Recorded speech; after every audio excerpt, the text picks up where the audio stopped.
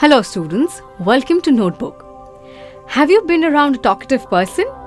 Did you feel irritated by the person's constant talking? Or did you enjoy listening to their stories? In this story, we are going to study today, a talkative barber irritates a sultan. The sultan is so irritated that he actually rewards the barber in order to make him stop talking. How was that possible? We will find out, but let us talk a little about the context or the background of the story. The talkative barber is taken from Arabian Nights or 1001 Night. Arabian Nights or 1001 Nights is a collection of folk tales from the Middle East region, which covers West Asia, Turkey and Egypt. They were originally written in Arabic but later compiled in English as the Arabian Nights. Most of the stories in the Arabian Nights develop from the initial framing stories of the Sultan, Shahryar and his wife Scheherazade. Each night, Scheherazade tells the king a Persian or Arabic folk tale. Now, what is a framing story? A framing story is a story that introduces a series of shorter stories within it. Let us now start with our story for today. This story starts with the Sultan Shahryar calling a barber from Kashgar to shave his head. The Sultan is frustrated when the barber chatters away instead of doing his work. He scolds the barber for talking too much.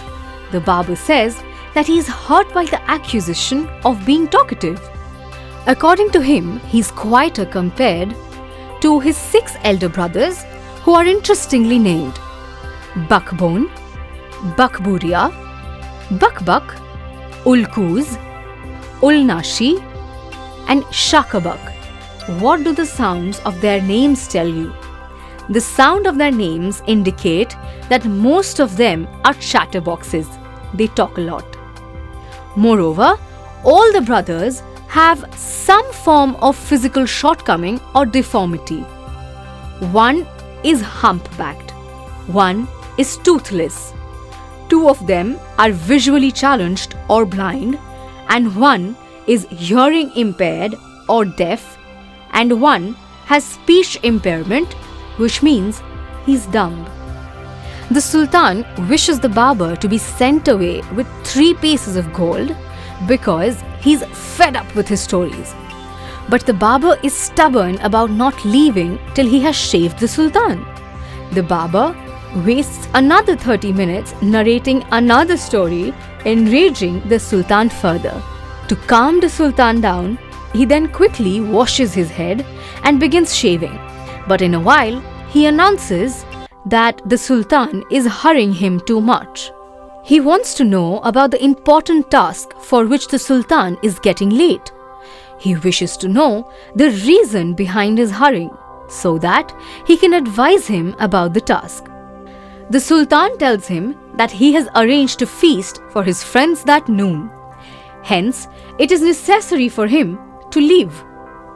The barber uses this opportunity to inform the ruler that he too has invited a few of his friends for lunch, but he has completely forgotten to make any arrangements. The Sultan offers him all the food that he has been prepared for his feast to the barber if he finishes the shaving fast. The barber proves even more difficult and demands to see the food to check its quantity.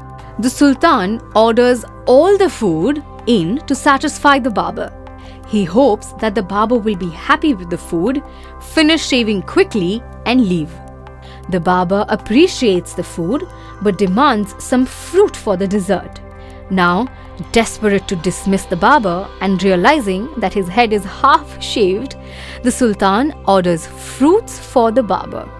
The barber wastes more time examining each dish separately as the Sultan stomps his feet in irritation. The story ends with the barber stopping his work one more time to exclaim at or admire Sultan's generosity or kindness. Why does the Barber call the Sultan generous? Do you really think the Sultan is generous? The Sultan offers all the food prepared for the feast at his place to the Barber, so the Barber is touched by his generosity. The Sultan is utterly exasperated by the Barber's talkativeness and wishes to get rid of him. So he offers him the food and fulfills all his demands. More than generosity, the Sultan is driven by impatience to fulfill Barber's demands. With that, we come to the end of today's story. The Barber is surely very clever since he knows how to trick the Sultan and benefit from him. He is also mischievous and brave. Do you know someone like the Barber? If you do, would you call such a person clever? Think about it. See you soon in our other videos. Till then, happy learning!